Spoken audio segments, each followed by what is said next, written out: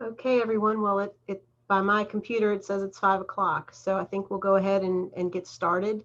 Um, Good evening to you all, and thanks for joining us. For those of you who have been on the committee, I know this is, there have been a lot of these meetings, and so thank you so much for hanging in there with us.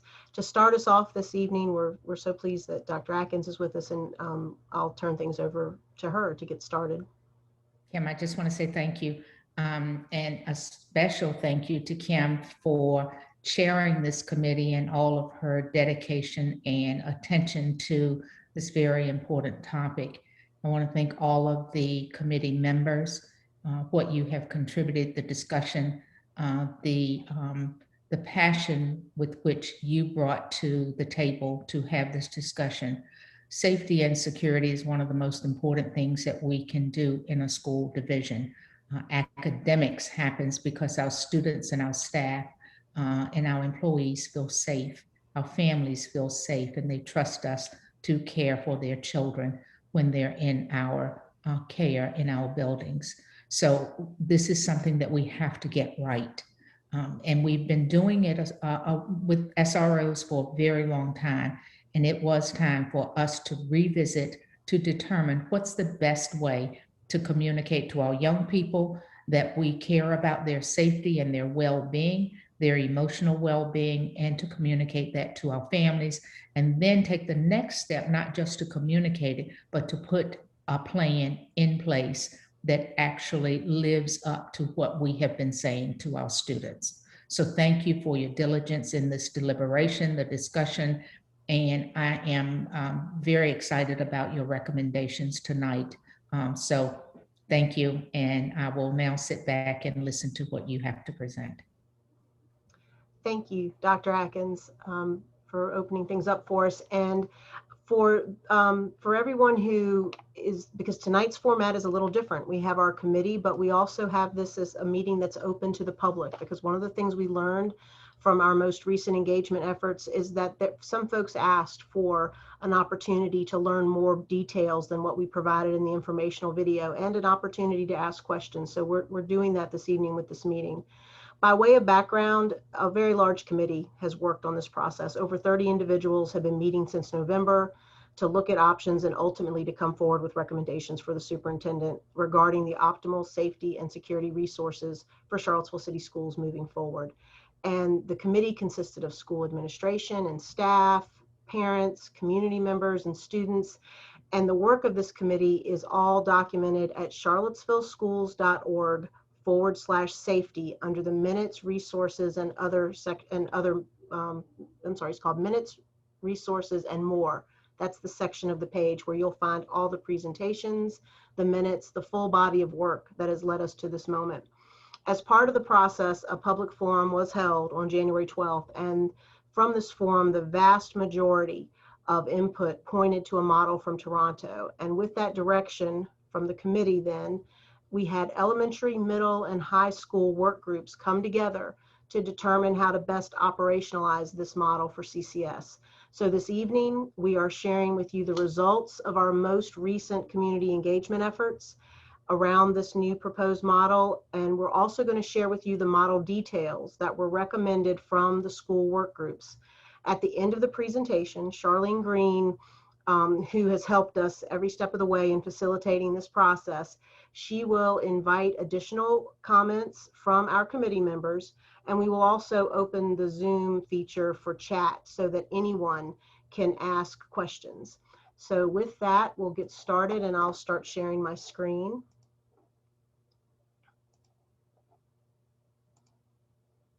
Leslie, it says host disabled participant screen sharing, so I'm going to need your help. Try again. Will do. Thank you, Leslie. You're welcome. Okay. So at this point, everyone should be seeing my screen. Leslie, can I get a thumbs up from you because I can see you? Do you see it, Juan? Thank you. Okay. So coming out of the school work groups, I think it's important for everyone to know that there were 3 overarching goals that that folks had a lot of passion about. In general, of course, the big goal is to maintain safe and supportive school environments for all students and staff to thrive, taking a preventative and a proactive approach that has basically 3 prongs. Caring relationships built on shared experiences and training that appropriately equips both dedicated safety staff as well as all staff to have the tools for de-escalation and student support. That's one critical prong. Another critical prong are just the communications, and communications that are consistent and create a culture of caring and mutual respect in the CCS community among all of our students and our staff. And then the third prong is a common sense approach with consistent tools, technology, and resources to secure facilities and to respond to emergencies. So those were the key themes that came out of the school work groups. And before we delve into the details behind, that are associated with all 3 prongs or these overarching goals, I'd like to turn it over to Beth Chuck, who's going to just talk with you all about our most recent efforts with community engagement and what the results of those efforts have been as this new model formed over the last 30, 60 days. So Beth. Thank you. As I suspect most or all of you have watched a brief video that Chrissy Vick helped us put together. That video has been shared in a variety of formats on social media with emails, and it's been on our website. We've contacted families using tools like email, phone calls, text messaging, robocalls, and the monthly newsletter that we have. We've just tried a lot of different channels to reach out to folks. We have also sent these links and this information to probably about 30 community partners across the city, just to help them know that we're trying to get this feedback as they engage with the folks they serve and work alongside. In addition, we also made a concerted effort to get some student voice on this because they are a key stakeholder. We had students on the committee, but we also wanted to hear directly from them. So CHS students the last week or so have been kind of the predominant users of that form to help us get some feedback. Next slide, please. Just as a brief snapshot, if there's one question on the form that I think the school board and others might be interested in, is just one of the very first questions on the form. How satisfied are you with this draft plan? As you can tell, it looks like a pretty standard bell curve centered over, you'd have to say probably the average answer is somewhere between a 3 and a 4. So fairly or neutral to satisfied is probably what we're leaning on. And then in terms of the 4 and 5 answers, you can tell they really dwarf the 4 and 5 satisfied to very satisfied answers dwarf the very dissatisfied and dissatisfied answers is another way of looking at this. There were a couple of other comments that came in from other forms, but it's easiest just to pull it straight from the Google Doc. So just know that we have published this in several different languages, and we're keeping an eye out to see what responses come in other languages, and are folding that feedback and those comments in as they come along. Just as a quick high-level view of the feedback that we've heard, I'll go through these bullet points quickly.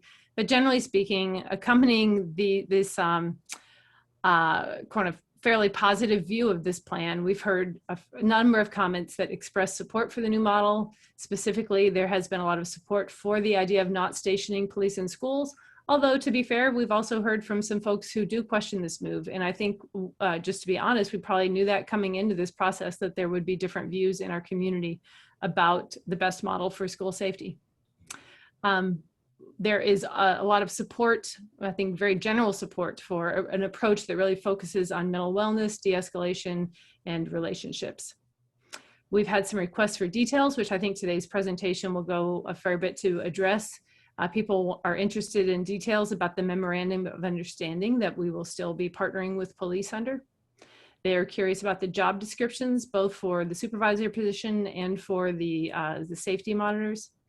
They would like some greater clarity about what CHS teachers or what administrators in various schools, what their role is in this safety plan. They would like to know about how many positions per school we envision staffing for these safety monitors. And they have questions about funding, whether it's budget neutral or how that moves forward. The folks who raised concerns about this, generally speaking, I found 2 areas that they are still concerned about. One is fights at the schools, which are a sad reality at every school. and true emergencies. And so those are the two areas that people would like some more specifics on or still have some questions about. And then finally, the last kind of common theme that I noted was that there is a request for school liaisons among police, so that for those situations when we do need to call the police, all things being equal, we could turn to someone who understands teenagers, who understands our schools. Kim, I think that's my last bit. Good summary. That was a very effective summary of over 17 pages worth of comments. And I know it was a lot more than that because it was 17 pages over a week ago. So oh, yes. Yeah, there's been a lot of them, which we appreciated. And all that specific feedback was also made available to the entire committee that's worked through this process. That's right. And that feedback is posted on that charlottesvilleschools.org/safety page. And for members of this committee, I've added a third color. It's now green, so that if you were keeping up first with the black comments and then you were keeping up with the blue comments, now there's a third wave of green comments in that document so that you don't have to reread your old work. Thank you, Beth. Mm-hmm. So moving back into the details of the model, the plan elements that came back from the school staff work groups really fall into three categories of things that we've got to make sure we get right. One category are the people in the positions that are involved in the new model. A second category are the training and the communications that are going to be needed to effectively implement the new model. And last but certainly not least are systems and relationships. And so now, bear with me as I go through the details or the layers under each of these major categories of plan elements, of the plan elements. So first, people. The new position that we are putting forward, we've settled on the title of Care and Safety Assistants. They're CSAs. The essential duties for this position include regularly monitoring the hallways, common areas, and all exterior doors to address any unauthorized visitors or intruders, unsafe or unexpected behaviors, and unsecured entrances. These positions will assist school administration staff and students to uphold the school's code of conduct and all CCS safety policies. They will provide assistance and direction to school visitors. They will assist school administration with serious and routine incidents and security matters. They will be a key part of building positive pro-social relationships with students. This is intended to be, these positions are very much intended to be another positive adult contact for all of our students. They will serve as a liaison between students and school administration when needed, and they will identify situations between students and staff that could escalate into conflict. And they will not only identify these situations, but they will then engage to intervene or de-escalate. And they will resolve disputes between students using de-escalation techniques, encouraging positive communications, and just working up front to minimize conflicts. So those are the new CSA positions. Now, the education and experience that will be listed on the job postings for these positions will include a minimum of a high school diploma, a minimum of 6 months related experience working with adolescents in education or a community environment. This was a topic of discussion in the committee. They said, is 6 months really enough? But one of the things we also talked about is we don't want to rule out a younger person who has really relevant experience and passion and is well situated to relate to the students. And this person may not be necessarily that much older than they are, but could be very effective in the role. And so we didn't want to necessarily rule that out if such a person comes forward. The person will need to have the ability to respond to difficult situations and take appropriate action in stressful or emergency situations according to our board policies and procedures. These individuals will need familiarity with secondary school operations and adolescent development. Relationships within the Charlottesville community will be a plus, and current first aid, CPR, and other relevant certifications would also be assets. These are certainly things that we could help someone who's otherwise qualified obtain these certifications, but that's what will be included in the job posting. And then the training that these positions will receive. And this is just an overview. Coming up in the training and communications section, you're going to see a lot more detail about training, but as an overview, de-escalation or MANT training, which MANT includes de-escalation as part of it, mental health and stress first aid, CCS policies and procedures, DCJS safety related training, and culturally responsive practices in areas such as race and gender. So these are all areas of training that will be included with as these individuals are brought on board for Charlottesville City Schools. Additional position recommendations beyond the new CSA positions. In the elementary school, grades K through 6, our elementary schools, we will have social worker or social emotional support counselors, and these were as proposed in the fiscal year 2022 budget. So all of the pre-K 4 schools will have one of these positions per school. They don't have this presently. Walker will have 2. Buford Middle School will have social worker or social emotional support counselor positions, 2, as was proposed in the FY22 budget. And then they will have the care and safety assistants. And I would like to point out here that the CSA positions, as well as the school crossing guards that effective July 1st will come under the school from, they are currently under Charlottesville Police Department. All of those positions are being funded from our existing allocation that was going towards the SRO program with CPD. Now, what we asked in this budget process was not for more money, but just to leave the allocation for safety security resources as it was, and we are making the CSA positions and the crossing guard positions will all, work under that existing allocation, not an increase and not new money coming to the schools, but just keeping it the same. We can support this model. Now, the social work positions and these other counselor type positions, these types of positions were already in the works as recommendations, almost independent in some ways from this new model, but they're clearly going to be an integral part of making the new model work. So continuing on with Charlottesville High School, the FY22 budget called for restoring an AP position that had been eliminated with the budget cuts that were necessary for fiscal year 20. So that position is being restored with the fiscal year 22 budget. And the APs play a critical role in helping to support school safety. Also, CHS will have the social worker, social emotional support counselors, 3 of those positions as was proposed in the FY22 budget. And then the care and safety assistants.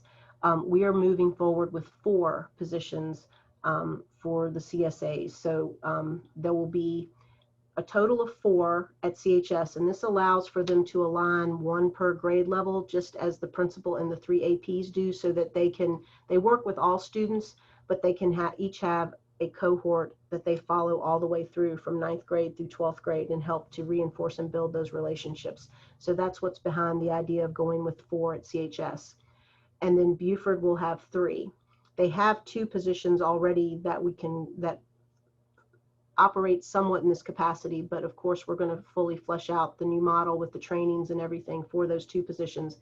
We'll add 1 additional for Buford, and that will also align with with the recommendations for reconfiguration, which would ultimately have that school with grades 6, 7, and 8. So continuing with the positions, Lugo McGinnis Academy will have a half-time social worker or social emotional support counselor. And then they have a position already that has been there in the front office who has served, this individual also has served in a role very similar to the CSA role. That's really been a large part of this individual's role. And that individual will also play a key role in helping us advance this new model, since they were already doing a lot of this and doing it well over at LMA. Now at the division level, we are redefining an existing operations supervisor position to include safety oversight responsibilities. This is a position that's already within my department, and we've had someone who served us well who's retiring this year. And so in moving forward with that position, I'll be collaborating with the next person who assumes the supervisor role. And this position will be responsible for helping with the training and support for the CSA positions. And also, it's really important to note that the principals, the school work groups, were passionate that they want the CSAs, much like the head custodians, to be hired and supervised ultimately by the principals in the building. And we see that that's a model that's worked well with our head custodians. Our head custodians are hired and supervised by the building leadership, but they come together once a month, and there's this division position that supports them as a group of head custodians with processes and procedures, and a lot of safety things, OSHA requirements and best practices for health and hygiene. And of course, this all came to the forefront during COVID more than ever, but we've certainly seen it before with H1N1 and other things that our schools have dealt with.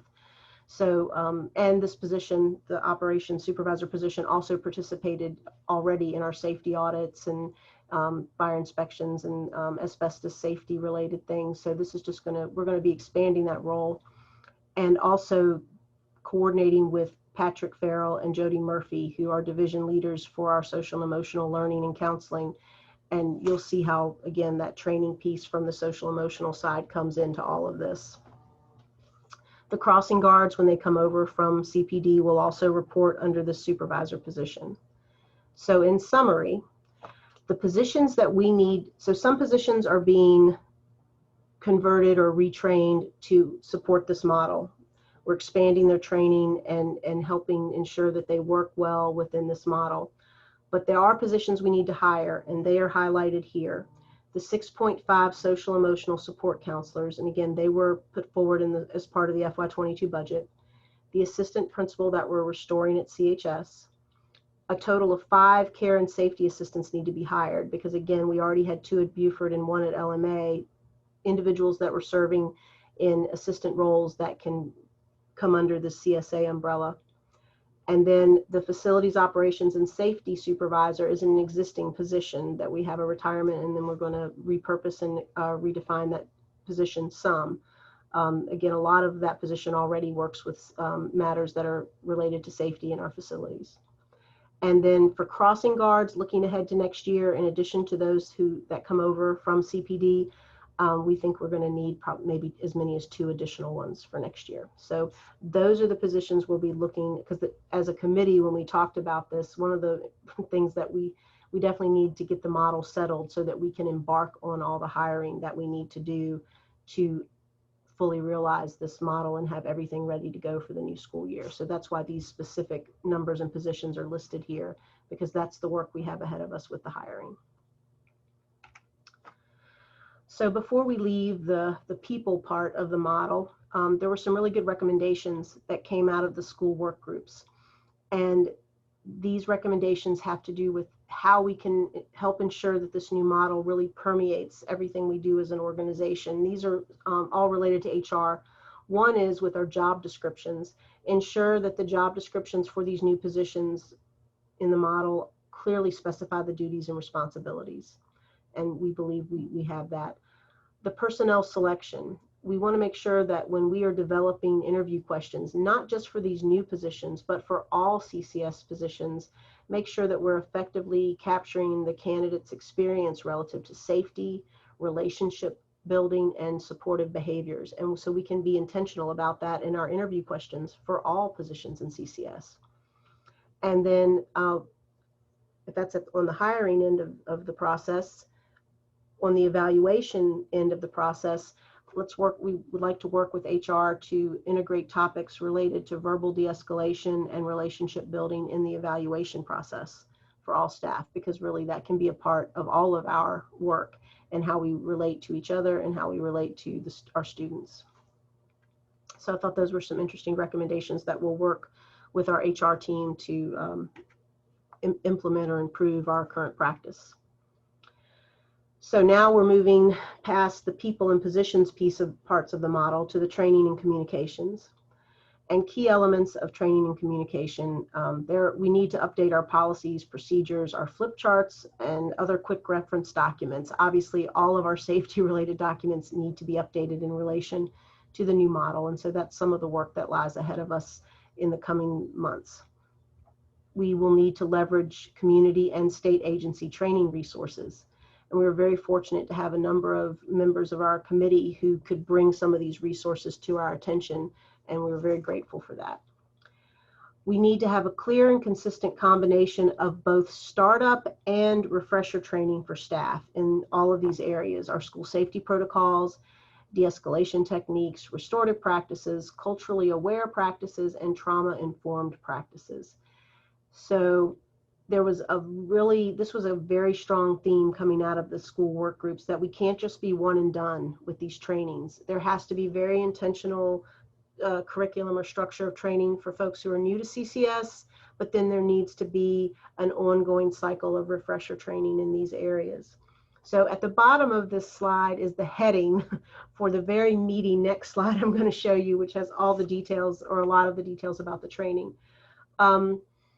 So this is something that we are still fleshing out as far as how we're going to do it for all of our staff and what kind of cycle we're going to put in place. But on the left-hand side of this chart, in the first two columns, you see what the PL stands for, professional learning. So what is the professional learning going to be for the school safety staff that we bring on board, those care and safety assistants or CSAs?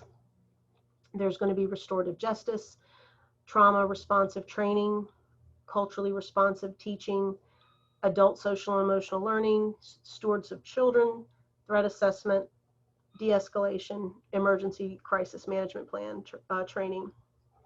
And you see beside that, there's information about basically you take a longer training to start, and then we will need to have these refresher trainings built in. So again, this is some of the work we have ahead of us, along with updating all of our documents.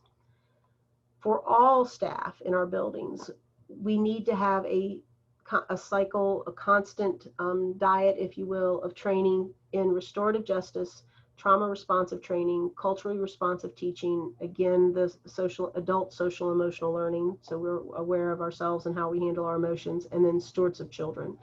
So we're very excited to work with Patrick Farrell and Jody Murphy to continue to, and our HR team and our instructional leadership, to figure out how we roll out the initial wave of training, but just as importantly, how we keep it going with refreshers in a meaningful way to ensure this really does become very much embedded in the DNA, if you will, of all of Charlottesville City Schools staff. So we've talked about the people and positions, we've talked about the training and communications. Now the last area that we were going to talk about, and it's a big one because there's a lot of pieces under this, but the systems and the relationships that need to be defined to make the model work.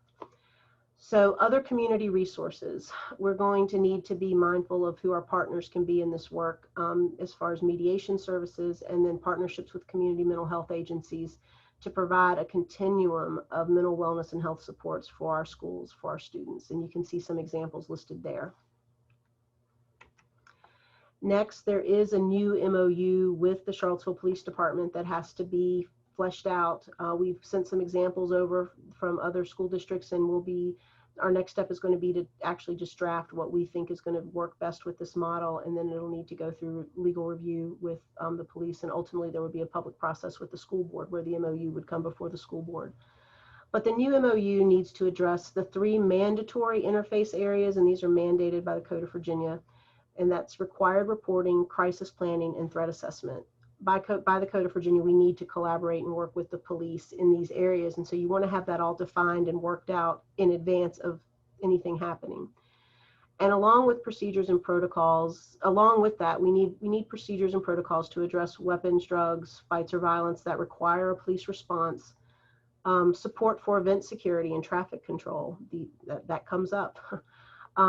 Student contact in school and outside of school under various scenarios and circumstances. How will we communicate about that? A lot of times it's very helpful for school personnel to know if our students have had contact with police in the community, so that we're prepared to support and respond in the best way possible. Support for missing persons investigations, student elopement and other safety concerns. How do we call for wellness checks? All of those procedures need to be well understood between our agencies. Neighborhood pursuit alerts and other lockdown situations. So this happens sometimes where the police will be in pursuit of someone, and that pursuit happens to end up in the vicinity of one of our school campuses. The police are usually very good about notifying us, so we can implement a stay put, stay tuned, or whatever the appropriate safety protocol is given the circumstances. And so we need to keep that communication going. And then again, communications regarding any incidents in the community that may impact our students, whether our students had contact with the police or not. Sometimes we need to know about an incident, whether our students were involved or not, just because it could be a trauma or something that, has a significant impact on our students, and we want to know about those things. So And the next area that we need to do some more work, and this is not with CPD. CPD does get involved with looking at crisis plans. Again, that's part of the Code of Virginia. But as a school division and each of our school teams, we have to have our crisis plans, safety audits, and threat assessments. We need those processes worked out and redefined in light of the new model. So we do have new standardized school crisis emergency management and medical emergency response plans that were all standardized this past summer. So we need to share those with both city and regional emergency management personnel so that these outside experts and agencies can be additional resources for us in supporting those plans. The division supervisor position that I talked about earlier will coordinate the annual safety audits with our schools and will also leverage city and regional emergency management resources. And then the division level threat assessment teams will be establishing training, content, and protocols to ensure consistency and best practices in our threat assessment teams at all of our schools. And so we're really excited to get that going in the coming year. Again, more systems and relationships. Mental health professionals obviously are a big, big part of this new model. And in Charlottesville, we're very fortunate to already have a number of these components in place that support mental health for our students. Green Dot at CHS, Link Crew at CHS, the Compassionate Schools Project, which is underway at both Johnson and Greenbrier in partnership with UVA. Teen Mental Health First Aid is part of all CHS 10th grade health classes. We have social emotional learning and skill building at all of our schools. Even I know from when I visit the buildings about the zones of regulation, I see that everywhere in our schools. And so it's very much a consistent thing that we see, or that if you're a parent who's listening, you see this when you go in our schools. It's a common language. The Peace Squad at Walker, all of our schools, K-12 partner with Wild Rock. And then there's the Virginia Partnership for School Mental Health. At this time, if anyone from the schools or from our mental wellness team would like to comment or expand on any of these items, certainly you can, or you can do so at the end when we open it up for comments from the panel. I guess we'll just keep going because there's a lot of slides here. Facilities and technology. We have our visitor management systems, intercoms, ID scan and badges, and then vestibules, which we're still building out in all of our schools. Our access control systems, which are keyless. They're like key fob or access card systems where you don't need a key and you can control the locks on the door from a central location and even monitor those. We are continuing to expand that system across our schools. Along with that, we are going to work to redo our master key system, which is just another part of security basics, if you will. It's a best practice to rekey as you roll out access control across your schools. And then our camera systems. We're always looking to upgrade and expand our camera systems as appropriate. So we're going to continue to work on these areas and continue to expand and improve these systems. This is the last slide. So the final piece of the systems that we need to put in place are the metrics and the reporting so that we can see how we're doing with this new model. One of the things that came back strongly from the school work groups is that data prior to the new model and prior to COVID-19 is not going to be the best baseline for us to measure ourselves and report out moving forward. The virtual learning options will now impact school suspension data. The DCJS, which stands for Department of Criminal Justice Services, it's a statewide survey that's done K-12 for staff, and it alternates between middle and high school for students. It has a lot of questions that assume you have an SRO model, and none of that is going to be applicable anymore as far as when our students and staff provide feedback on how they feel about school safety and school climate. So we are going to need to have our own surveys that we develop to gauge both student and staff perceptions of school climate and safety under the new model. And it was recommended that we administer these surveys both at the beginning of each school year and again towards the end of the school year. So we need to develop these surveys, which we will for the new school year. And then we're going to need a reporting tool to document the CCS calls for emergency services. And we're going to need to make sure that that reporting tool enables us to distinguish between what type of call out it is, because a lot of times when you call out for support 911, if it's medical, you'll get multi-agency response. And sometimes the police are the first agency to arrive. Frequently, you'll get both police and fire for any type of emergency call.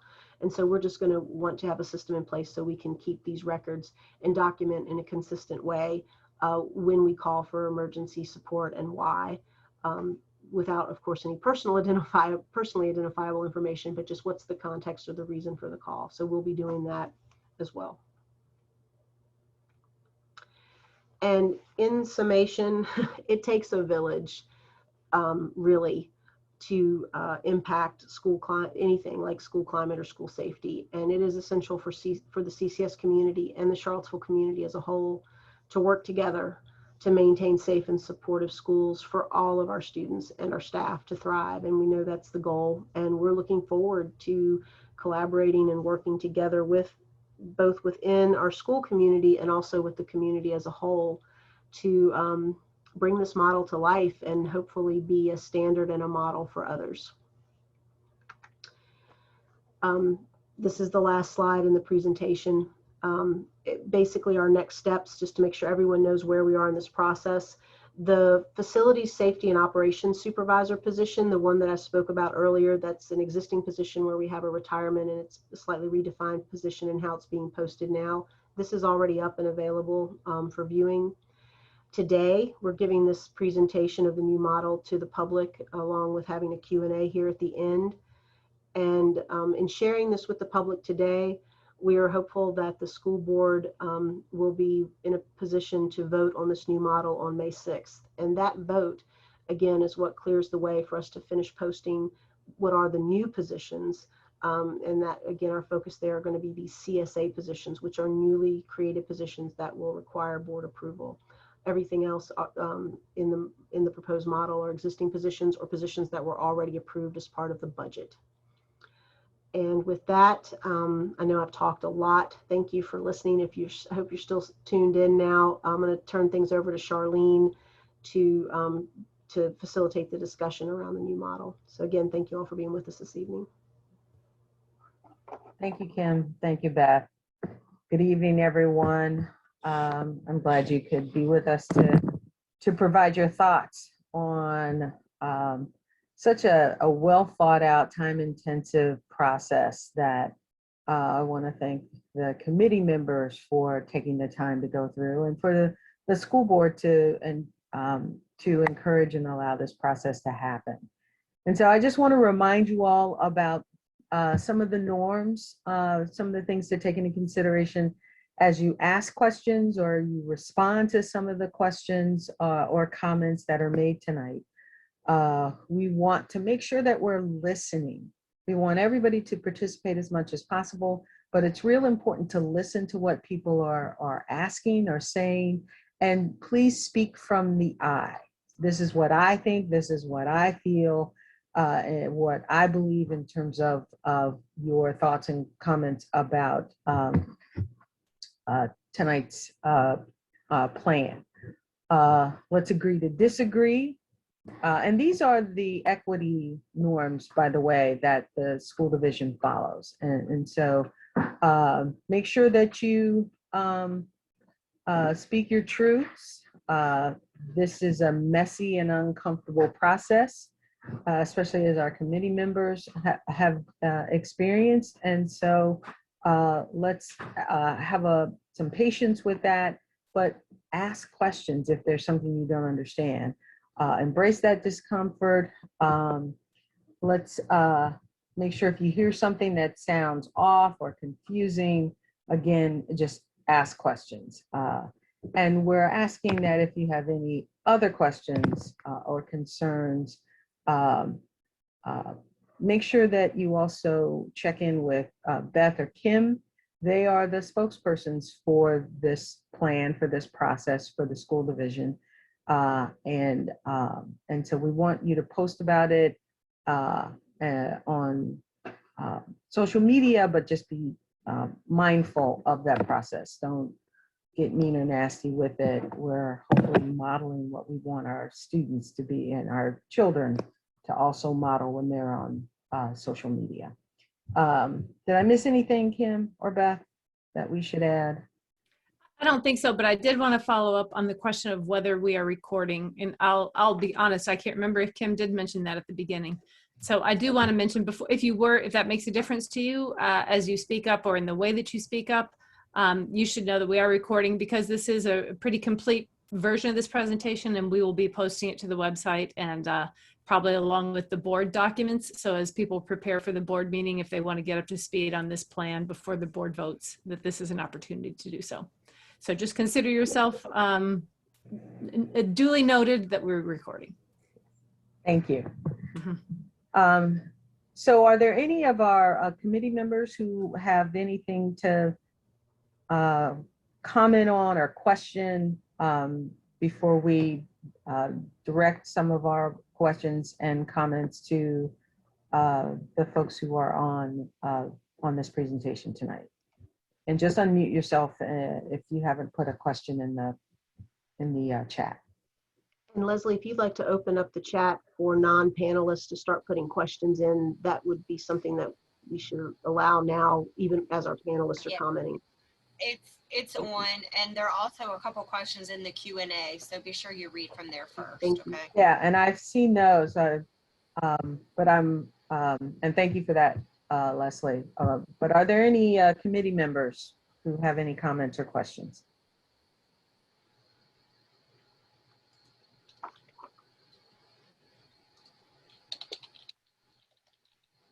Okay.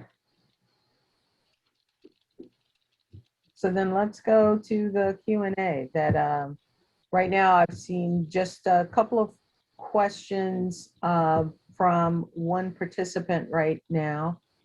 And Charlene, I think the first question might be best for Patrick Farrell or Jody Murphy to try to answer that. If they, I don't know if they can see. Patrick or Jody, are you able to see the questions in the Q&A? Yes, we can. Thank you. okay. And just briefly, I think what we want to say with restorative justice, as opposed to saying restorative practices are kind of things that maybe the adults do or students do. We know we need to go deeper than that. That restorative justice is more a philosophy of community building, of safety and connectedness. And so I think that will require significant learning on students' part, but it will also require significant learning on the adults' part. And so for us, that's a differentiation. We think that's a foundational piece that you need to layer restorative practices on top of. And so that's kind of driving a lot of our thinking as far as what the different kind of training priorities that we have. Thank you, Patrick. And Charlene, if you'd like, I'll kind of be traffic cop, or I don't know if that's a good terminology to use here, but I'll be the traffic director with these questions to help. So I would like for this next question perhaps to see if like Dr. Irizarry could help us with this one about looking at looking at students who perhaps have had a history of behavioral concerns in the past. What are your thoughts on this second question, if you're able to see it? And if, before Dr. answers this question, are we able to allow the non-panelists to unmute and get some clarity on anything they're asking? Or is it just that they're putting questions in the chat or in the Q&A? That's a Leslie question. Yeah, I think they chose to do Q&A initially when the chat went off. So I think that's just a procedural. Okay. All right. I just want thanks for the clarity on that. All right. Go ahead, Dr. I. Yeah, there's a lot to unpack with those two questions there. So I'm just going to keep it, as broad as I can. It says these students, but I would just say, many times, many different students struggle with regulation. We have processes in place through CCSA that allow us to not only track but support students. So whether it's peer-to-peer conflict, we use restorative practices in the high school, which could be just sitting with a counselor or with an admin or a teacher or a trusted adult to work out issues. All the way to working with experts in the field like Bob Garrity to make sure that issues can be addressed. If students are struggling with their own, with emotionally in any capacity, we use CTSS to make sure that they have access to their school counselors. Students that need additional supports have access to our mental health clinicians that are in the building, and also outside providers that are in the building, such as Region 10 and Elk Hill and TDT services. So we do have, we do have plenty of resources in the building. It's, again, you're dealing with people, you're dealing with students. It's not an easy, there's no magic wand. Many students, take a lot of different resources in order to meet their needs.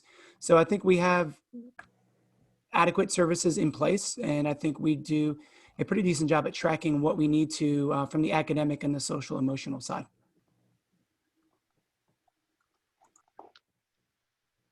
Thank you. Does any of the other staff want to respond to the question from Mr. Scharf, if I'm pronouncing that correctly, about disruptive behavior and disciplinary consequences for students? I don't know if you all can see these questions, but he's asking a question about, as a parent, what are we doing for children who feel like their learning is being disrupted?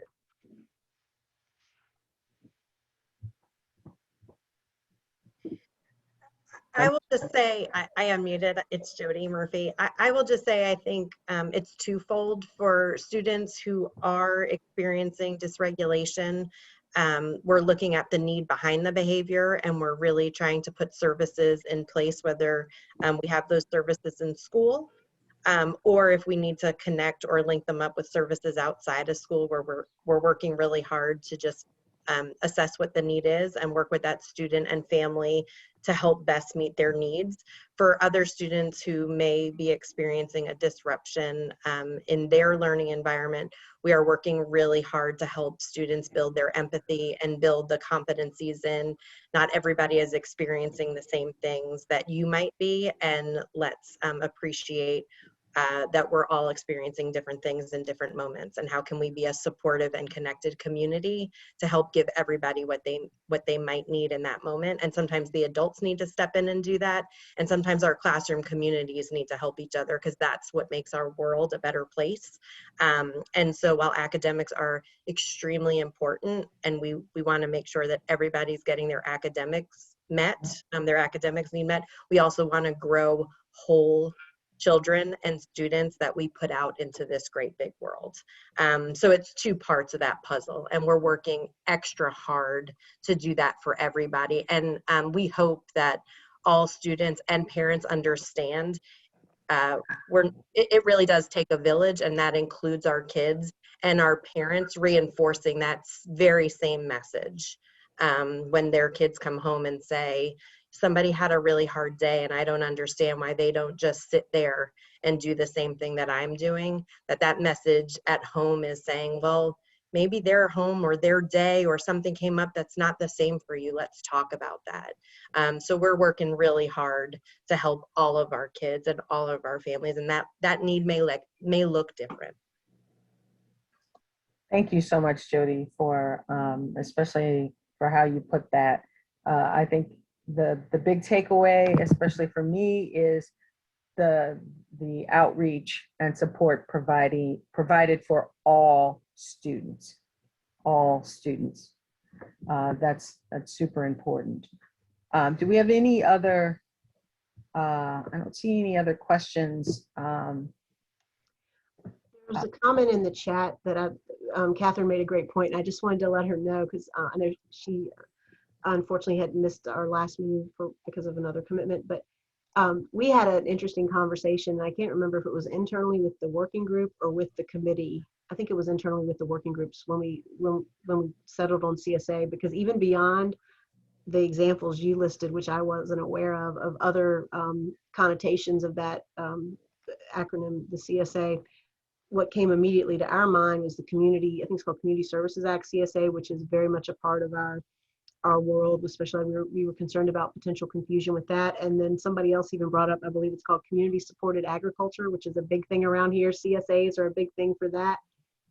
but it was just hard to, we were, by way of explanation, we really wanted the word care to be part of the title. That I say we, the input was from a number of different sources. We really wanted care to be in the title and safety. And so we just, we circled around and round on it and just had a hard time coming up with anything that really said it any better than care and safety assistance. So I love the care as I love that. I was just sort of, it was more like just be aware that you might run into this confusion then. And we were really worried about, because CSA is a very common term in our world, and we were worried about that. Even, and then there's the, like I said, the agriculture one. Thank you. And now you just added to our list. I didn't even know about those. Yeah. Anything else? Because I'm not seeing any other questions that are coming up, and that tells me that there, and I don't see any looks of confusion on anyone's face. So that tells me that there is a lot of agreement, especially from the responses of the survey, in that we're making recommendations in a positive direction that will go to the superintendent for the school board to consider.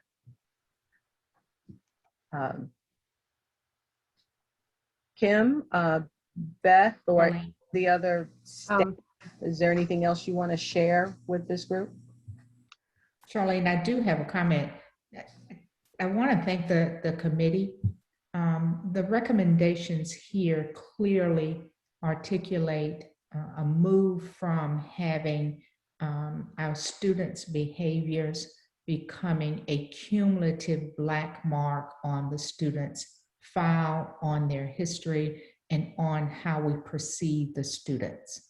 We're moving far away from that to understand that students are impacted day by day by various external and internal factors, that as a community, we can surround the student with the appropriate supports, the appropriate interventions in order to help mitigate those impacts that the student is having. And each day becomes a new start for the student, not a rehashing of what happened 3 weeks ago. And it's just so refreshing and encouraging to see our students as individuals and valued, important members of our total school staff.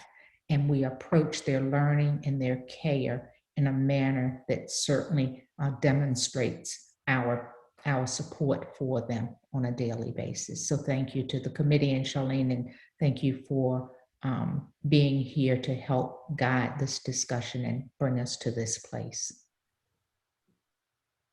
Thank you, most definitely. I think if, as adults and educators, if we're paying attention, if we're truly wanting to be advocates for the child, then we want kids to feel like when they come to school, it's a safe place. I know that was the case for me when I was growing up, going to school, having all the different things that impacted my life, very often in negative ways. And the safe haven for me was the school and my teachers. And so I think this plan is a reflection of the care and concern that the people on this committee want reflected in the practices of the day-to-day life for students and for staff at school. Hey, Charlene, this is Adam. I've been sort of processing through those long questions in the chat and just sort of thinking through them. I keep coming back to this idea that while these positions contribute to safety and care in schools, they are not the things that cause safety and care in schools. That happens when all of the adults are working together. And so as a principal, I look at these as a new resource, as an opportunity to contribute to the work that we do. But at Walker, all of us belong, all of us believe, all of us achieve. That the values that we have are something we share as an entire organization. And I understand the questions. I see where they're there, but the one word in caps about what are we going to do differently? In many ways, we're not going to do things differently. We're going to do the things that we already do. We're just going to do them well. And it's not so much about I need 7 new tools so much as the tools that I have, I need to implement with fidelity.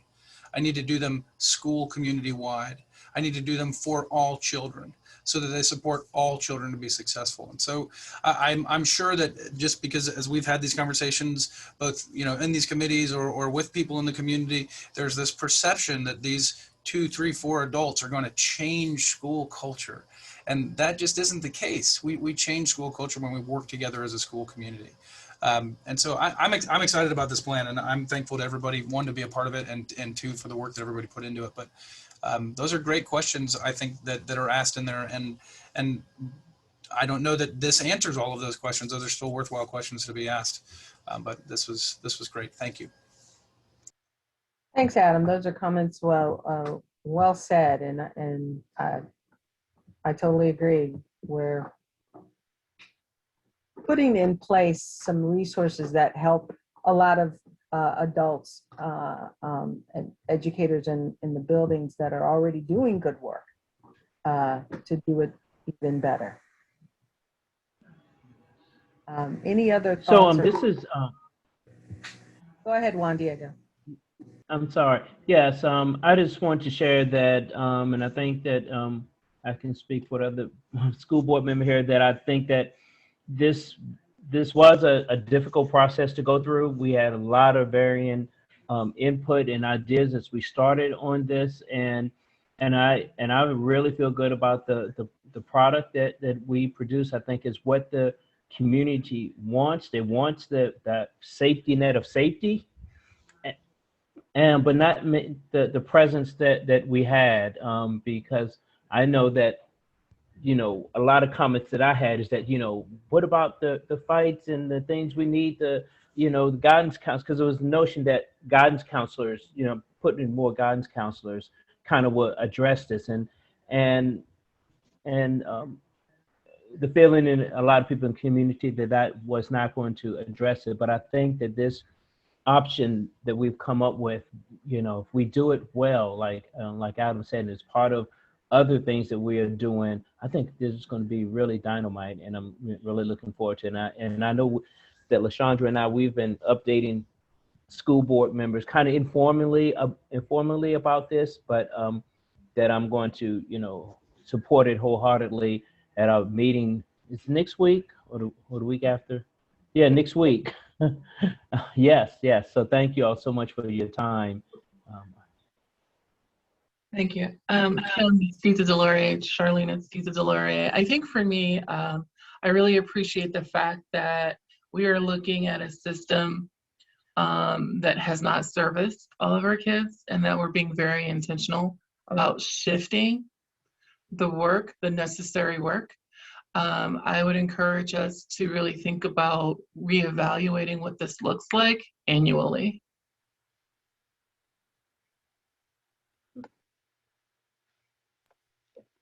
There's a report out to the school board on safety and security that occurs each year at the end of the year, and so this will certainly be a part of it. As I mentioned earlier, historically, a lot of that report is based off of what has been the DCJS survey, and there was a quick recognition that survey is not going to serve us well for next year. Of course, we'll still do that survey, but so many questions, unless they change, our entire sections of it are devoted to an assumption that there are SROs. So we'll need to make our own survey. I'm sorry. Thank you. Yep. This is LaShondra Bryson-Morsberger. I just wanted to add, just to kind of elaborate a little more, that I think that this is a good starting place, and that as a community we should look at it not as we've created it and we're done. We're going to have to revisit it and make changes and update it so that it fits our community, but we're creating something new, and we're creating it so that our schools and our community work better. So I just think that we're off to a good start, and but it'll still be work to keep it moving and to make sure it really addresses the needs that we have in our community. And I think those are good comments, and I think that makes it incumbent upon the school board to make sure that there are things in place so that it's doing what you all would like it to do. what you need it to do. And so if you're in that feedback loop, looking at what things you need to tweak, hopefully you'll see it start to transform to the thing that we all would like it to be. And so thank you for your comments and help with that. Anybody else? I might just follow up. One quick comment that I remember seeing from the feedback was from a student who, I think in this section where it said, what do you like about this plan? The student said, I like that you're asking students.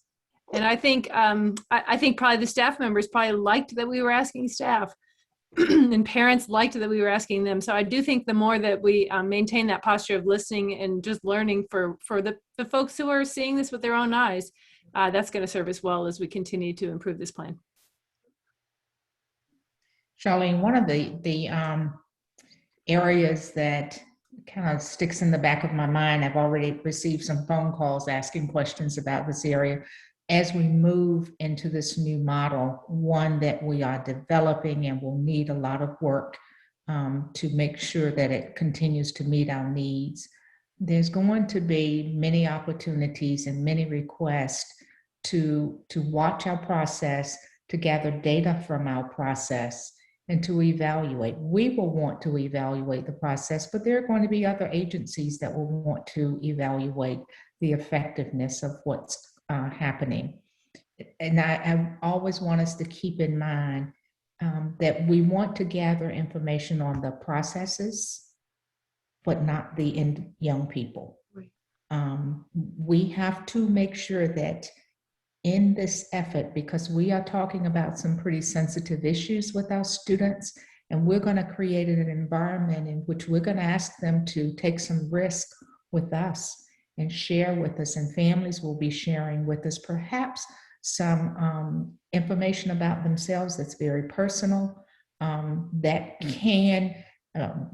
can serve to help them once they've shared that, but could also, if not put in the right hands or in the right ears, hurt individuals later on.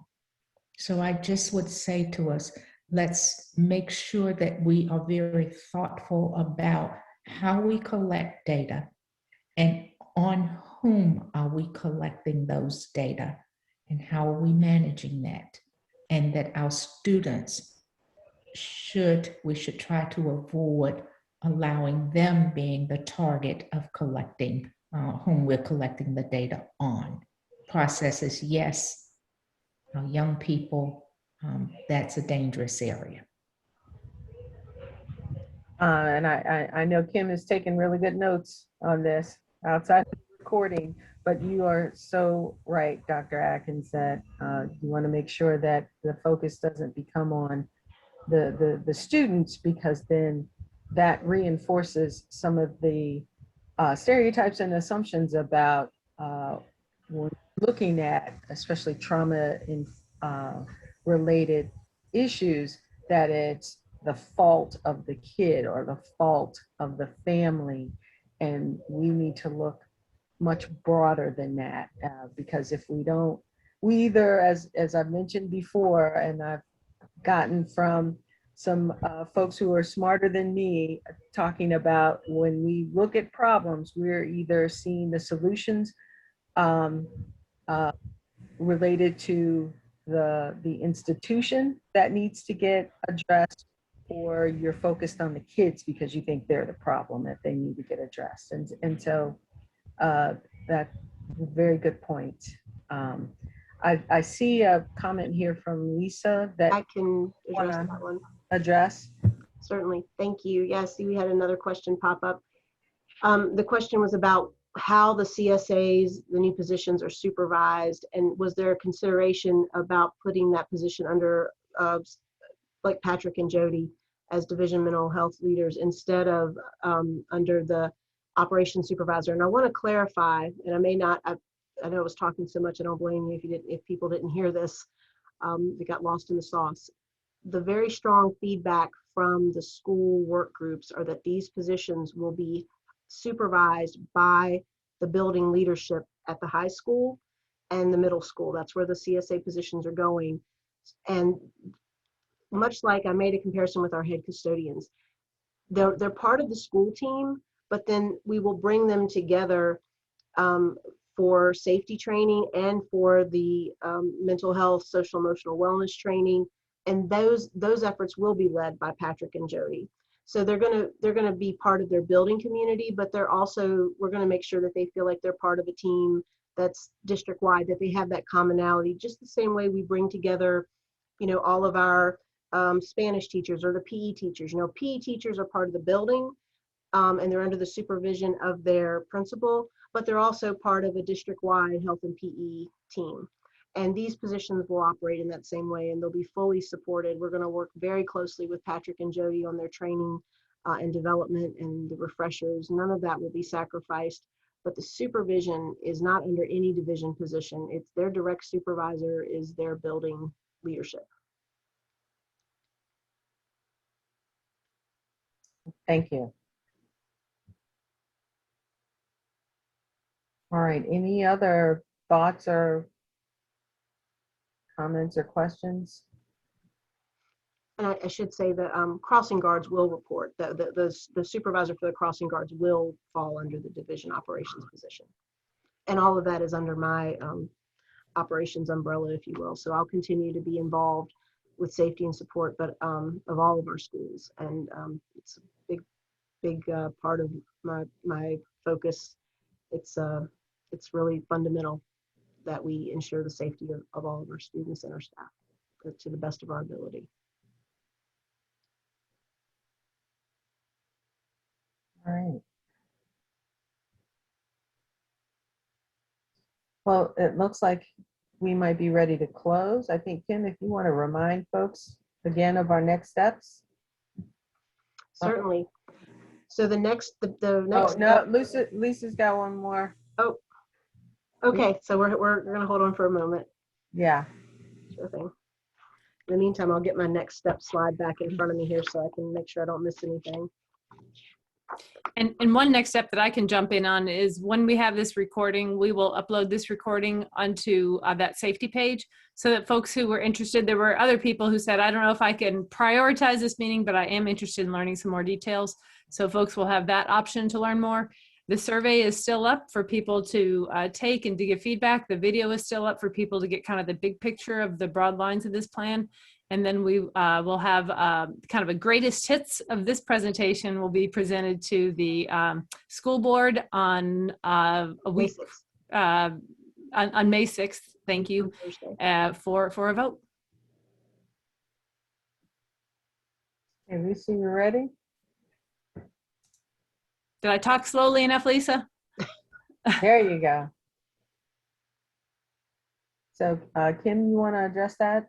Certainly. Facilities and technology. So the facilities and the security systems piece, that falls under me. And again, that's an area where, so far, I already collaborate with our technology team, Pat Cuomo, and with city facilities. And so we'll continue to do this. And then again, this operations supervisor position also works with me in those areas already. So it's just really continuing to expand that, or continue to expand those systems and continue making progress in those areas. But I don't foresee a future where I relinquish those responsibilities, especially leading the grant efforts to continue to get funding to continue making progress with all those systems and expanding and improving them.